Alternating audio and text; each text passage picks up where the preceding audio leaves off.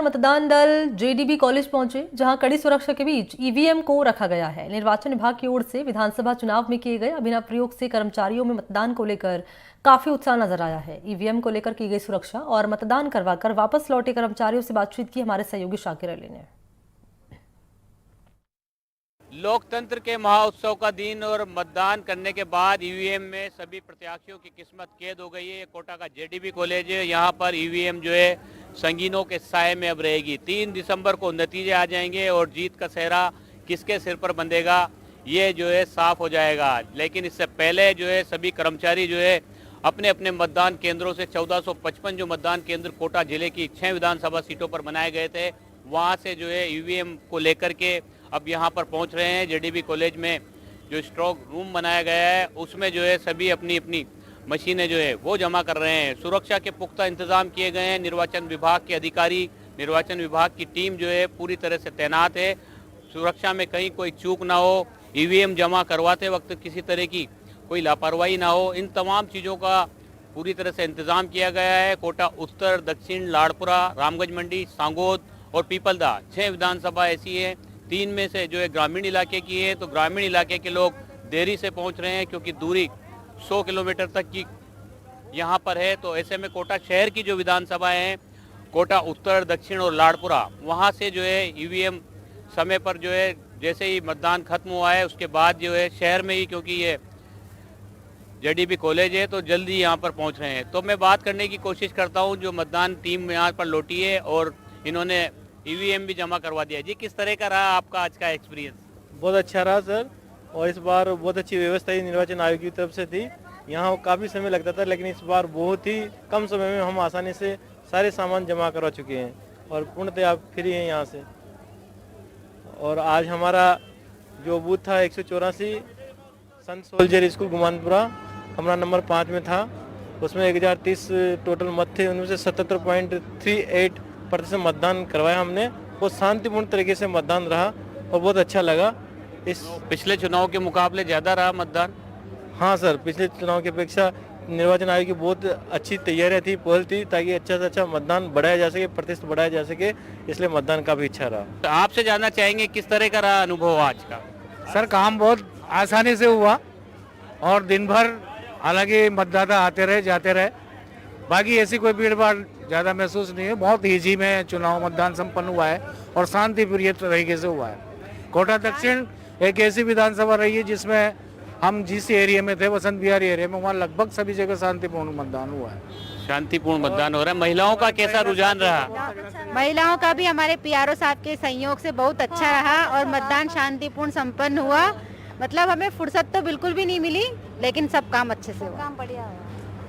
सब जो है सबके चेहरों पर खुशी है क्योंकि बड़ी जिम्मेदारी का काम था और जिस तरह का लोकतंत्र का महाउत्सव कोटा में देखने को मिला, तमाम जो पॉइंट थे, तमाम जो मतदान के केंद्र थे, वहाँ पर सुबह से ही लंबी लंबी कतारें थी। अब सभी कर्मचारियों के चेहरे पर राहत देखी जा रही है। यहाँ जो जेडीबी कॉलेज है, यहाँ पर जो है कोटा की सभी विधानसभा यानी 6 विधानसभाओं की ईवीएम जमा हो रही है। अब 3 तारीख तक सुरक्षा के घेरे में ईवीएम रहेगी। सुरक्षा के पुख्ता इंतजाम यहाँ किए गए हैं और 3 तारीख को राजस्थान का सिकंदर कौन होगा, नतीजे आ जाएंगे। राजस्थान की जनता किसको सरकार पर बैठाने जा रही है ये साफ हो जाएगा। और कोटा की ये जो 6 विधानसभा सीटें हैं, इसमें जो 3 मंत्री चुनाव या मैदान में यहाँ पर जो है हड़ौती में चुनाव लड़ रहे हैं, उनकी किस्मत का फैसला भी हो जाएगा।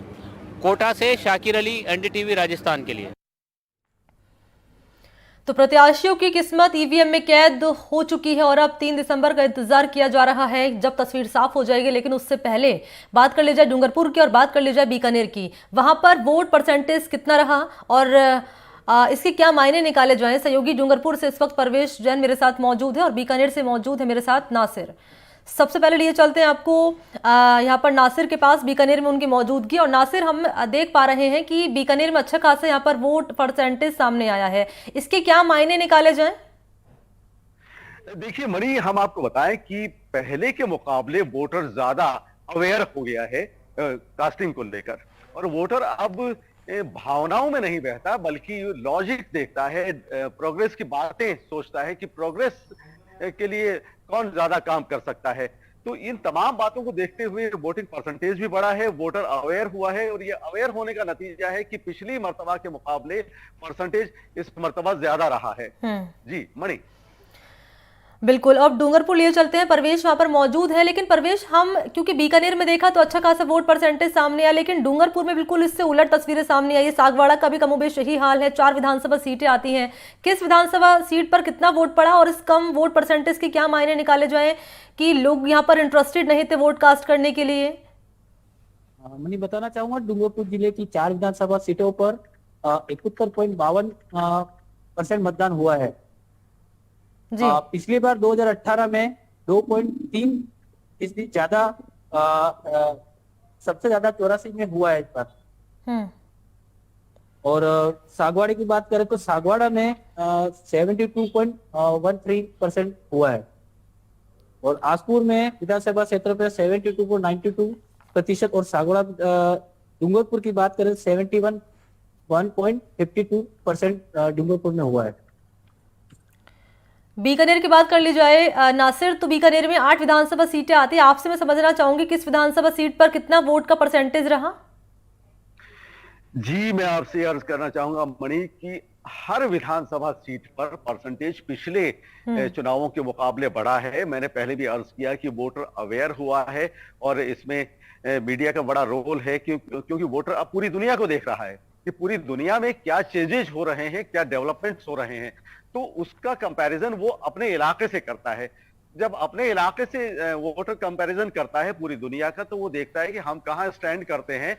तो वो ये भी देखता है कि कौन सी पार्टी, कौन सा कैंडिडेट उनके इलाके के लिए, उनके लिए बेहतर है। तो ये तमाम बातें सोचते हुए पहले के मुकाबले परसेंटेज ज्यादा बढ़ा है, क्योंकि वोटर का ये रहता है कि क्योंकि डेमोक्रेसी है, हम डेमोक्रेटिक सिस्टम पर रह रहे हैं, तो हमारा फर्ज है कि हम वोट कास्ट करें, वोट का यूज करें, दिस इज आवर राइट।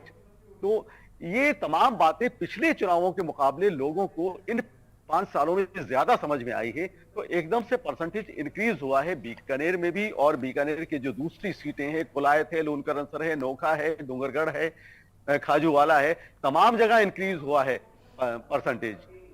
जी मणि। बिल्कुल। डूंगरपुर की अगर बात कर ली जाए तो यहाँ पर आदिवासी वोट बैंक, यहाँ पर ओबीसी वोट बैंक काफी महत्वपूर्ण माना जाता है। और यहाँ पर हमने देखा था बीजेपी और कांग्रेस के नेताओं ने झड़ी लगाती थी यहाँ पर रैलियों की, रोड शो की, सभाओं की। ऐसे में अब प्रत्याशियों की दिलों की धड़कन इस रूप में प्रवेश तेज हो रही होंगी कि अब 3 दिसंबर को उनकी किस्मत का फैसला हो जाएगा और किसकी यहाँ पर। बराबर मनी, इसमें जो नई पार्टी आई है जिसकी वजह से कांग्रेस और बीजेपी को बहुत नुकसान करना, और इस बार तो निर्दलीय भी ज्यादा वो है मैदान में है, तो जिसकी वजह से कहीं ना कहीं पार्टियों को नुकसान तो पहुंचना ही है। ठीक है, शुक्रिया आपका परवेश और नासिर तमाम जानकारी के लिए। और यहाँ